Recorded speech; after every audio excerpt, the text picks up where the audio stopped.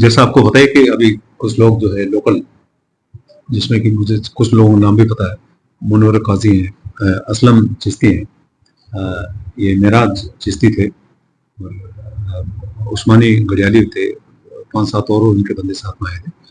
उन्होंने 13 तारीख को ज्ञापन दिया था, 13 मई को, एक जिसमें इनका आक्रोश था डॉक्टर आदिल को लेकर, जो सहायक नाजिम है यहाँ पर, कि भाई उन्होंने जो है जो 1 मई को जो होटल नाज में अग्निकांड हुआ था और उसमें अनफॉर्चुनेट इंसिडेंट हुआ था, उसमें हमारे जायरीन जो आए हुए थे 4 बंदे उसमें शहीद हो गए थे, 4 सिर्फ 2 हो गए, 6 बंदे शहीद हो गए थे, इंक्लूडिंग एक बच्चा भी, और कुछ लोग घायल हुए थे। उसकी मदद जो है समय से दरगाह कमेटी से नहीं पहुंची या देर से पहुंची। मैं कहना चाहूँगा कि उस दिन हम भी वहीं गए थे और दोपहर तक उन्हीं लोगों के साथ में थे, और बहुत से लोग जो आज यहाँ आए वो भी हमारी मुलाकात हुई थी, और हमने उनको डॉक्टरों से मिले, जो पेशेंट इंजोर्ड थे उनसे मिले, और जो इवन को जो उस वक्त खत्म हो चुके थे उनको हमने मोर्चरी में जाके बॉडीज देखी, और पूरा उनको मदद का आश्वासन और सहयोग था हमारा साथ में कि भाई आप जैसे आप चाहो वैसे हम करेंगे। दूसरा मेडिसिन वगैरह इसके ऊपर भी, लेकिन वो लोग तो सबकी जान की पड़ी थी, और डॉक्टर से अपना पूरा डॉक्टरों से मिले, उन्होंने पूरा एश्योर किया भाई the best treatment will be given to that. उसी चीज को लेके उस वक्त तो कुछ हुआ नहीं। अभी 13 तारीख उन्होंने ज्ञापन दिया कि आप लोगों ने मदद नहीं की, और आदिल जो है इसको कुछ और पहले कोई 2-4 इशू थे, इसको हटाया जाए, उसको सस्पेंड किया जाए, ऐसे कुछ इनकी 2-4 मांगे रखी। तो हमने कहा भाई आपने ज्ञापन दिया है मुझे, तो मुझे देखने दो, इसको सत्यता की जांच करने दो, मैं देखता हूँ क्या चीज है। तो उसी के सिलसिले में आज ये लोग मिलने आए थे, और मैं अपने स्तर पर इसको मैं जांच कर रहा हूँ तो सत्यता इसमें कितनी है। और जहाँ तक मदद का सवाल है, अभी 3 दिन पहले वो लेडी रिहाना, इनका हस्बैंड इसमें खत्म हो गया था, उसको एप्लीकेशन लेकर आई, और हमने 1 लाख रुपए उसको ख्वाजा के दरबार की तरफ से, दरगाह कमेटी की तरफ से उसको मदद के तौर पे उसके अकाउंट में ट्रांसफर करनी है आज।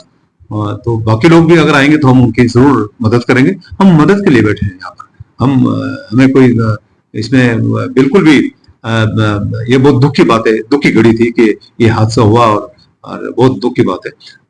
आइंदा इंशाल्लाह इस तरह का हादसा नहीं हो, इस तरह की व्यवस्था होनी चाहिए, और लोगों को मिलजुल कर ऐसे ऐसे दुख तकलीफ में सब लोगों को साथ देना चाहिए, इंस्टेड ऑफ किसी को ब्लेम करें। ब्लेम करना या फॉल्ट फाइंडिंग जिसको बोलते हैं वो नहीं करना चाहिए, मदद करके आगे आना चाहिए, लोगों को मदद करना चाहिए एक दूसरे की, यही मेरा कहना है। Thank you very much. जनाब 13/5/2025 को अजमेर के मुस्लिम समाज ने एक ज्ञापन दरगाह नाजिम जनाब बिलाल खान साहब को दी था। उसमें 6 सूत्रीय मांग पत्र था।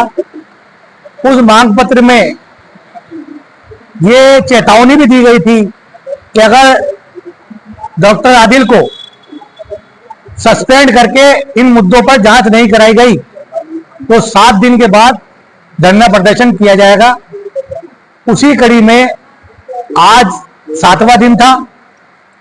कल एक बैठक परसों की थी जिसमें यह तय किया गया था सभी लोगों ने कि भाई एक बार जो अपन ने मांग पत्र दिया है उसका स्टेटस रिपोर्ट जानने के लिए नाजिम साहब के पास जाया जाएगा, और आज का समय तय किया था। इस बात की जानकारी दरगाह कमेटी के कर्मचारियों को पहुंचा दी गई थी कि 2 बजे के बाद मुस्लिम समाज स्टेटस रिपोर्ट जानने के लिए आएगा। लेकिन बड़े दुख की बात है कि नाजिम साहब उस समय उपस्थित नहीं थे, खाना खाने गए हुए थे। इस बात को लेकर सभी समाज के लोगों में रोष हुआ और वो धरने पे बैठ गए। 4 बजे जब नाजिम साहब आए, उनसे वार्ता हुई। वार्ता शांतिपूर्वक और बड़ी अच्छे माहौल में हुई।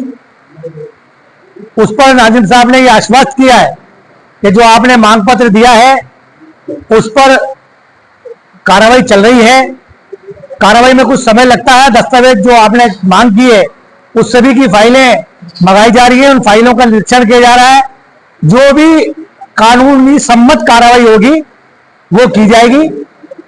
इस बात को लेकर के उन्होंने सभी लोगों को बाहर आकर आश्वस्त किया। सभी लोग धरना समाप्त किया।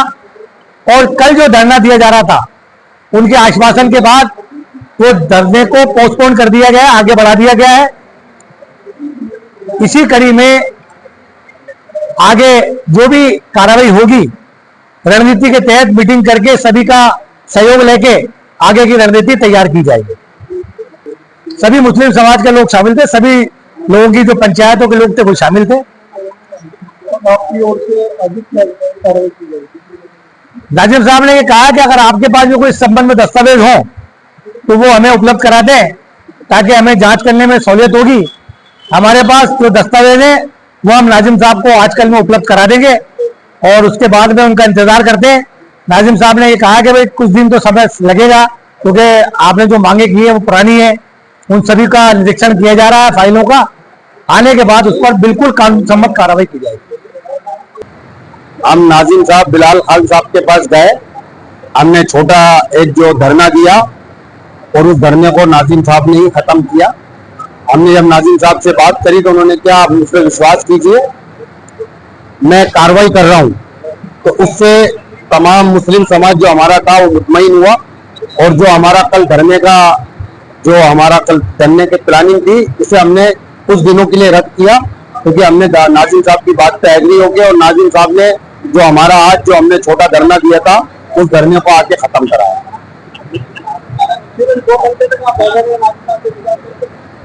हम जब 2 घंटे तक बैठे तो हमने आदिल के सारे करप्शन की बातें उनको सबूत के साथ बताई कि अगर आपको कोई भी सबूत, एविडेंस, उन्होंने हमें क्या, आप हमें एविडेंस दो और हम जो है उसके खिलाफ कार्रवाई करेंगे। तो हमने उनको एविडेंस देने की बात करी और हमने उन्हें एविडेंस प्रोवाइड करा। और नाजिम साहब से हमें उम्मीद है, क्योंकि वो फौज में है, तो उनसे हमें उम्मीद है कि वो इसके खिलाफ जो है कार्रवाई करेंगे, क्योंकि इस आदमी के खिलाफ कभी भी कोई कार्रवाई नहीं हुई है। वो यौन शोषण का मामला हो, दरगाह में भ्रष्टाचार का मामला हो, ये सब जहां जहां गया आदिल, वो दरगाह शरीफ में आया हो, स्कूल इसके ख्वाजा मॉडल स्कूल गया हो, या ये यूनिवर्सिटी में गया हो, जहां भी ये गया है, इसने वहां करप्शन किया, यौन शोषण किया और अपनी ताकत लोगों को उन पर जुल्म किया। और हमेशा ये कहता रहा कि मेरा कोई कुछ बिगाड़ नहीं सकता। तो हम आप मीडिया के माध्यम से भी अपील करते हैं कि ऐसे भ्रष्ट आदमी के खिलाफ कार्रवाई की मांग उठे। और हम मंत्रालय से भी अपील करते हैं कि इसको जल्द से जल्द सस्पेंड करके और यहाँ पर जो है कोई सही आदमी की नियुक्ति करें। सैयद असलम हुसैन चिश्ती।